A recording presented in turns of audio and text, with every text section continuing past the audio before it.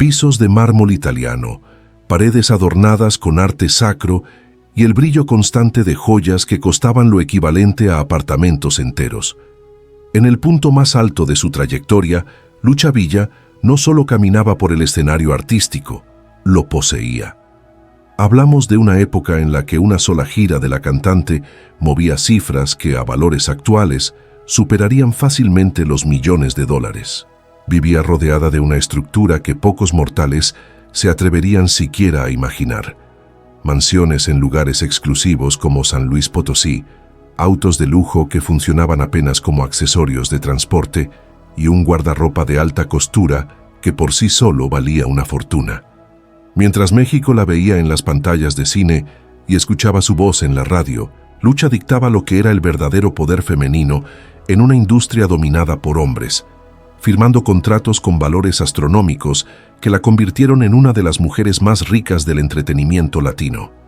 Pero, ¿cómo una fortuna tan sólida, construida con tanto rigor estratégico y sudor, enfrenta la fragilidad de la vida? ¿Qué ocurre con el patrimonio cuando el silencio sustituye a los aplausos?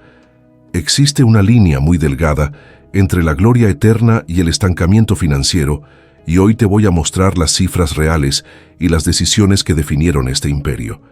Si quieres entender cómo circula el dinero detrás del estrellato y descubrir qué fue lo que realmente quedó de esta herencia lujosa, dale like a este video, suscríbete al canal y acompáñame hasta el final. El destino final de esta fortuna es algo que definitivamente no esperas.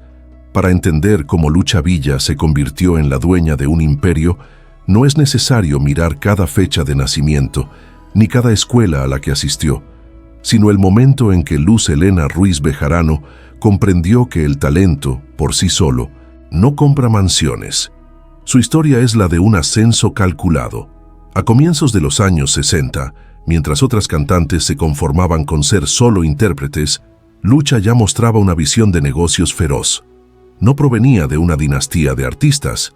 Tuvo que inventarse a sí misma en Chihuahua, transformando una presencia física imponente y una voz de contralto profunda en una herramienta de dominación del mercado. El punto de quiebre llegó cuando entendió que la radio era apenas la puerta de entrada, pero que el cine era donde estaba escondido el dinero real. Lucha no quería ser solo una voz, quería ser un rostro omnipresente. Al convertirse en la reina de la ranchera, rompió el estereotipo de la mujer sumisa dentro del género regional mexicano.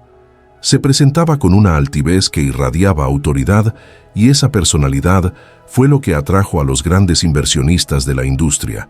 Fue en ese periodo cuando comenzó a seleccionar sus papeles en el cine, no solo por el guión, sino por el potencial de taquilla y la exposición que eso le daría a sus discos. Esa ambición estaba impulsada por una disciplina casi militar. Lucha Villa sabía que en una industria volátil, la durabilidad de una estrella dependía de su relevancia comercial.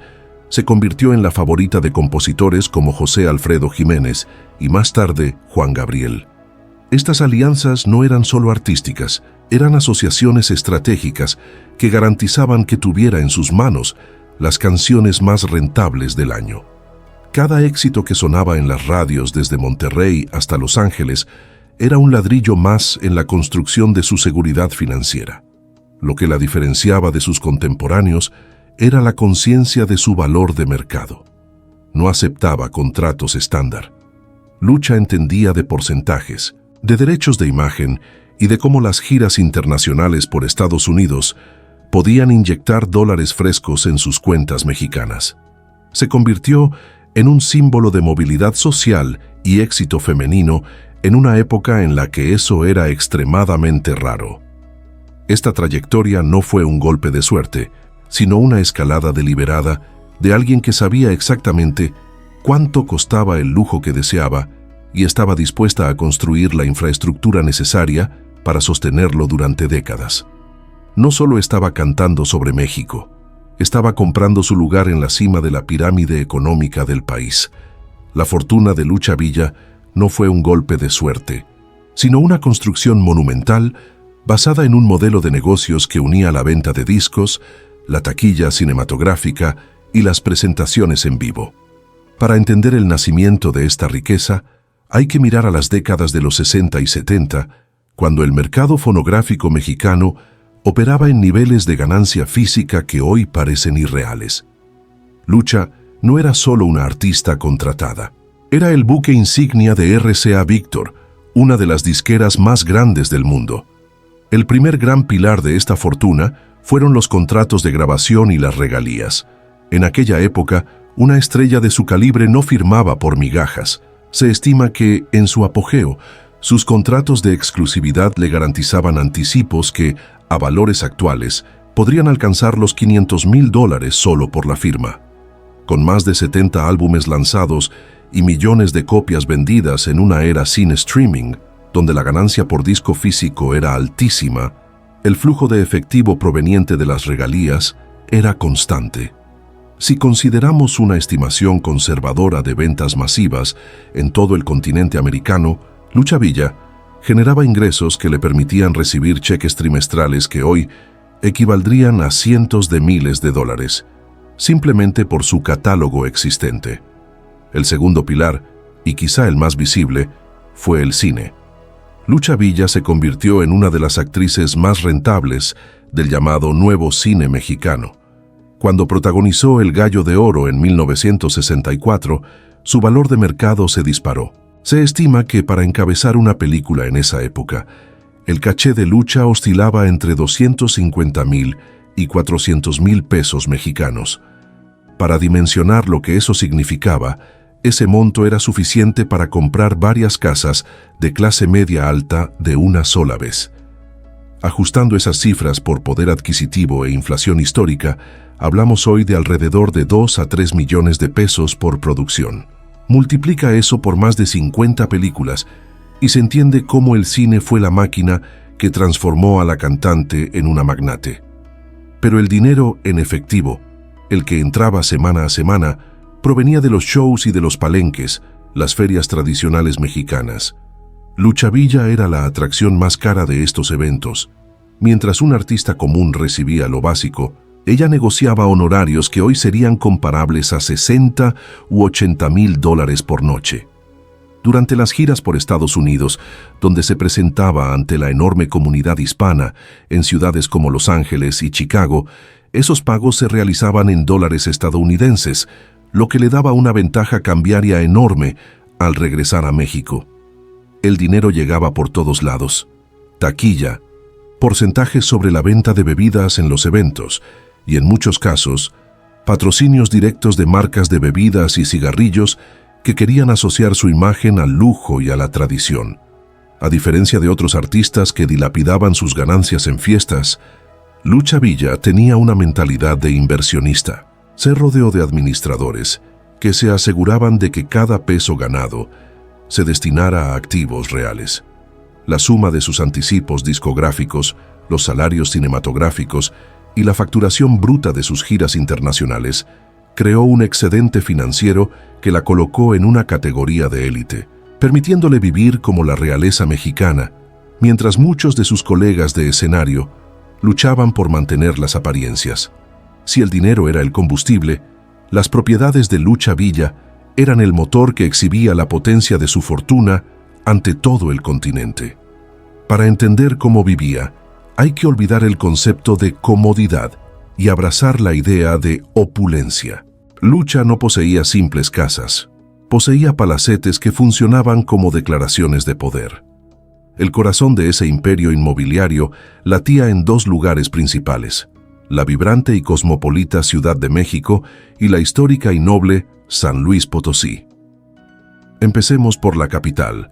Su residencia en la Ciudad de México no era solo una dirección, era un punto de referencia de exclusividad. Ubicada en una de las zonas más valoradas y protegidas, la mansión de Lucha Villa era una fortaleza de buen gusto.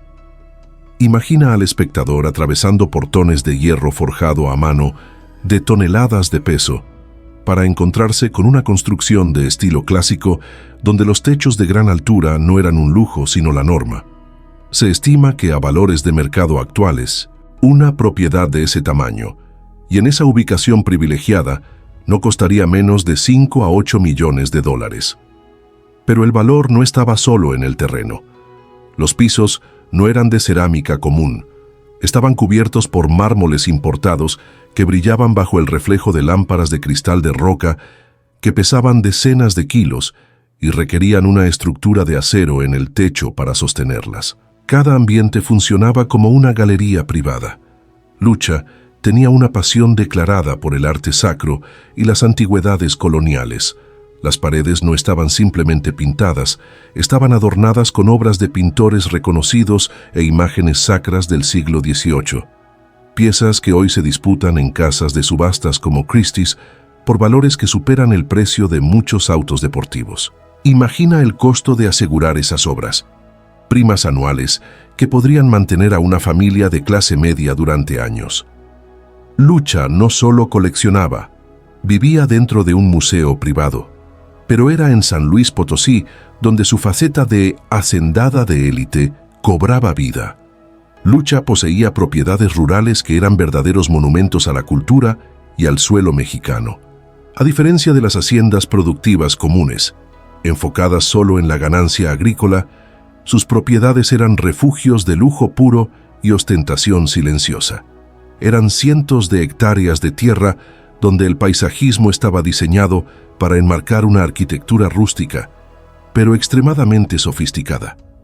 En esas casas de campo, el mobiliario estaba hecho íntegramente de maderas nobles, como el cedro y la caoba, muchas veces talladas a medida por artesanos que pasaban meses en una sola pieza, grabando con frecuencia las iniciales LV en detalles imperceptibles para el público general, pero evidentes para quienes conocían el poder de la propietaria. Mantener una estructura así no era tarea de aficionados. Requería un ejército silencioso de empleados, gobernantas formadas en etiqueta, jardineros que trataban cada planta como una escultura, guardias armados con tecnología de punta para la época y administradores financieros dedicados exclusivamente al mantenimiento de esos activos. El costo operativo mensual para conservar el brillo de estas propiedades, incluyendo electricidad, impuestos, nómina y conservación, absorbía lo que hoy equivaldría a unos 30 o 40 mil dólares mensuales, una cifra que ella cubría con los ingresos pasivos de sus derechos de autor, sin necesidad siquiera de tocar los honorarios de nuevos conciertos. El estilo de vida de Lucha Villa estaba marcado por un consumo que equilibraba la tradición mexicana con la más refinada sofisticación europea. Cuando recibía invitados, que iban desde presidentes y políticos influyentes hasta íconos como Juan Gabriel, los banquetes se servían en vajillas de porcelana de Limoges o Sèvres, muchas veces con bordes en oro de 24 quilates. La platería era abundante y pesada. Desde los cubiertos hasta las enormes bandejas de servicio, todo llevaba el sello de la mejor plata mexicana. La plata 925, pulida con frecuencia para reflejar la iluminación cálida y envolvente de sus monumentales comedores. Ella no solo vivía en el lujo, lo respiraba en cada detalle cotidiano. Su ropa de cama era de algodón egipcio con un conteo de hilos que desafiaba la tecnología textil de la época, importada directamente de boutiques en París o Nueva York. Su vida privada estaba protegida por muros gruesos, pero lo que se filtraba al público era la imagen de una mujer que no escatimaba en su propia dignidad y proyección. Sus habitaciones eran suites principales que ocupaban el espacio que, en una casa común, correspondería a 3 dormitorios. Los vestidores merecían un capítulo aparte. Climatizados para preservar las fibras naturales, albergaban cientos de pares de zapatos de diseñador y bolsos de marcas como Hermès y Louis Vuitton, aunque su verdadera pasión y mayor inversión residían en los trajes típicos de gala. Un solo vestido de china poblana o un traje femenino de charro, usado por Lucha en sus presentaciones, podía costar lo mismo que un automóvil popular debido a los bordados en hilos de oro y plata y la aplicación de pedrería auténtica.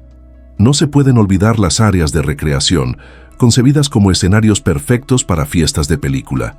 Sus piscinas contaban con sistemas de calefacción complejos y estaban rodeadas por zonas de entretenimiento, donde el bar siempre estaba abastecido con las mejores y más raras reservas de tequila. muchas de ellas ediciones limitadas producidas exclusivamente para ella, además de vinos franceses y españoles de cosechas premiadas.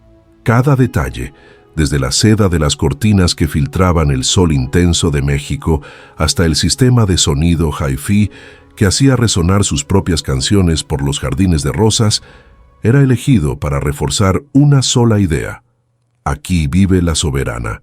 Este nivel de vida no era solo un gasto, era el mantenimiento de una marca multimillonaria.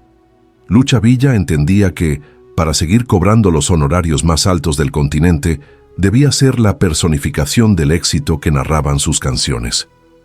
El lujo era su armadura contra la mediocridad y sus mansiones, sus castillos de resistencia.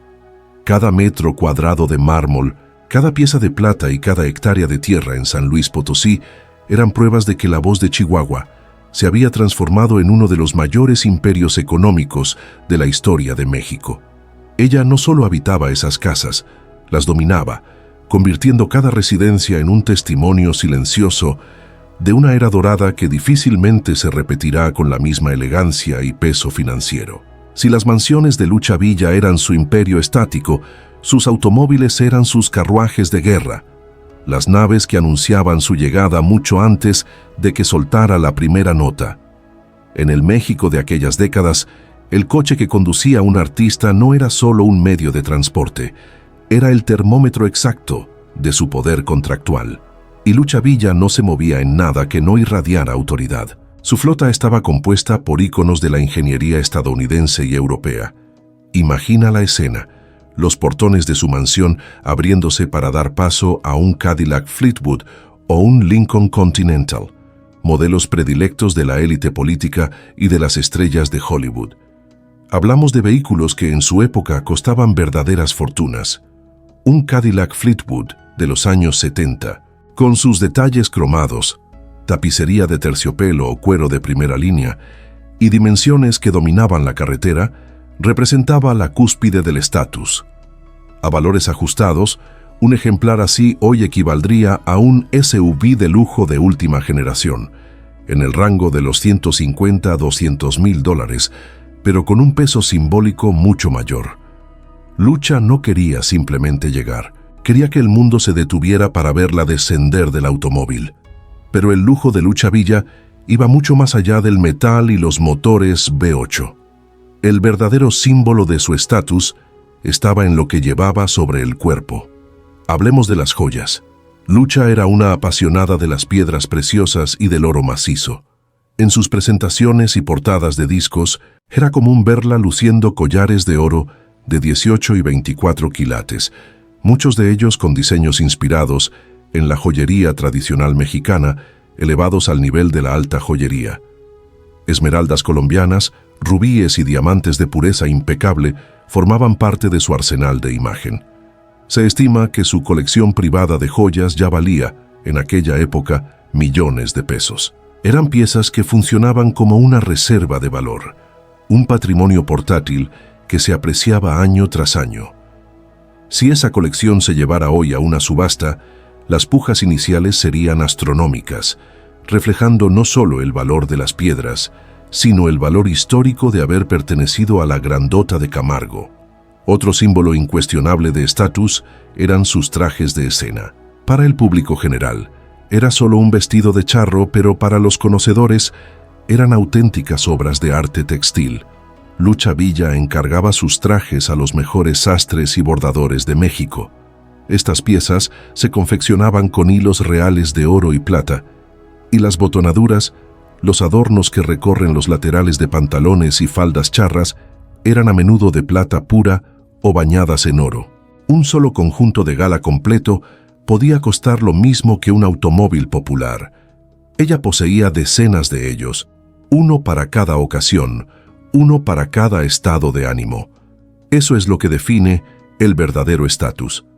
La capacidad de gastar una fortuna en algo que se usará apenas unas horas bajo los reflectores. Incluso sus hábitos de viaje reflejaban esa realidad. Mientras otros artistas se desplazaban en condiciones modestas durante las giras, Lucha Villa exigía lo mejor. Sus suites de hotel eran presidenciales y su comitiva recibía un trato que pocos podían costear. El estatus, para Lucha, era una herramienta de negociación.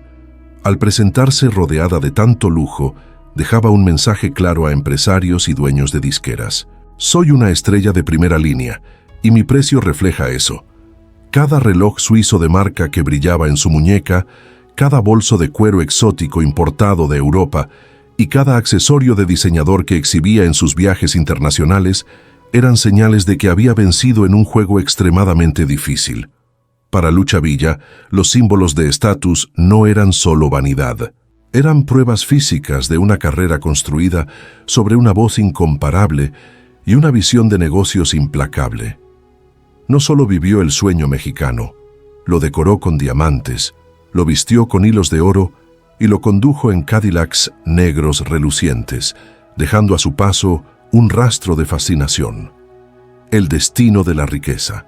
La trayectoria de una fortuna tan sólida como la de Lucha Villa parecía destinada a una perpetuidad dorada. Pero la historia de las grandes riquezas suele escribirse con giros que ningún administrador financiero puede prever. El destino del imperio de la Reina de la Ranchera comenzó a cambiar de manera irreversible en agosto de 1997, y no fue por una crisis bursátil ni por una inversión inmobiliaria fallida, sino por una decisión personal que cobró el precio más alto posible: la salud.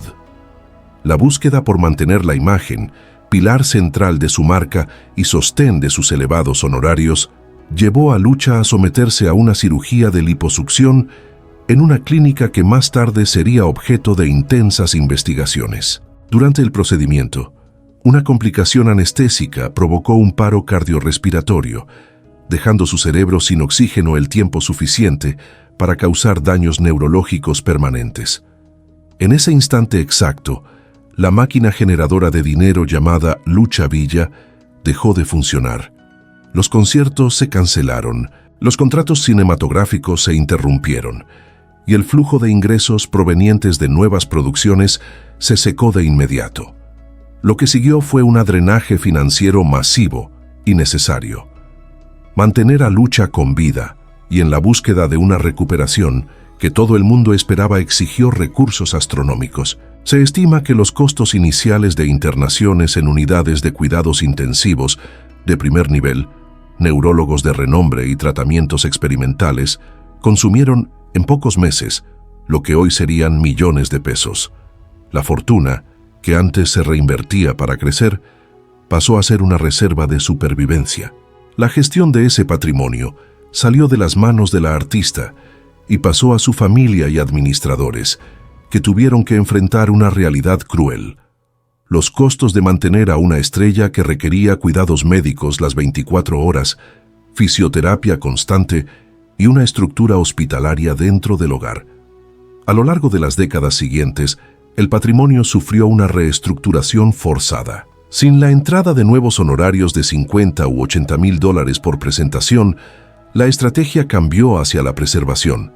Propiedades que antes simbolizaban gloria comenzaron a evaluarse desde la perspectiva de la liquidez. Aunque la familia mantuvo gran parte de la dignidad de la estrella, el lujo expansivo de los años 80 dio paso a una vida más contenida y protegida. Los derechos de autor de sus más de 70 discos y las retransmisiones de sus películas en televisión se convirtieron en la principal fuente de oxígeno financiero, garantizando que Lucha pudiera envejecer con todo el apoyo necesario, aunque sin la ostentación de otros tiempos. También entraron en juego la gestión sucesoria y los inevitables costos de mantener activos fijos costosos, como las mansiones y propiedades rurales ya descritas. Los inmuebles de lujo que no se habitan ni cumplen una función de imagen se convierten en pasivos pesados debido a los impuestos y al deterioro natural. Con el paso de los años, el destino de la fortuna de Lucha Villa se transformó en un caso de estudio sobre la importancia de la protección patrimonial. El imperio no desapareció. Lucha Villa nunca vivió en la pobreza, pero sí se transformó. El oro y el mármol se convirtieron en cuidados médicos y tranquilidad. La riqueza que antes gritaba en los escenarios de México pasó a susurrar en los jardines privados donde la artista vivió su largo y digno retiro, demostrando que, al final, el mayor valor del dinero no es la ostentación, sino la capacidad de comprar tiempo y dignidad cuando la voz se silencia. Al recorrer los corredores de las mansiones y revivir el brillo de los diamantes de Lucha Villa, queda una lección que va mucho más allá de las cifras y del patrimonio neto. La trayectoria de la grandota de Camargo es el retrato perfecto de la gloria máxima, pero también de la fragilidad humana. Construyó un imperio con una voz que parecía eterna, rodeándose de mármol y oro, para proteger a una estrella que, como todas, estaba sujeta a lo imprevisto. La fortuna de Lucha no fue solo dinero, fue un pasaporte hacia la libertad y, más tarde, el escudo que garantizó su dignidad en el momento más difícil. Al mirar todo lo que acumuló, queda una pregunta silenciosa. ¿Cuál es el verdadero costo de mantener una imagen impecable ante el mundo? La riqueza puede comprar a los mejores médicos y las casas más seguras, pero el legado, ese se construye con algo que el dinero no puede tocar. Lucha Villa permanece como la soberana de la música mexicana, recordándonos que el verdadero lujo es ser recordada mucho después de que las luces del escenario se apaguen. Si te fascinó esta investigación sobre el imperio y el destino de la fortuna de Lucha Villa, no olvides dejar tu like. Eso nos ayuda a traer más historias como esta. Comenta aquí abajo. ¿Crees que la búsqueda de la perfección estética es un precio demasiado alto para la fama? Quiero leer tu opinión. Aprovecha para suscribirte al canal y activar las notificaciones para no perderte nuestros próximos viajes por la vida de las grandes leyendas. Y si te gustó este video, lo que está apareciendo ahora en tu pantalla te va a sorprender aún más. Haz clic para verlo y nos vemos allí.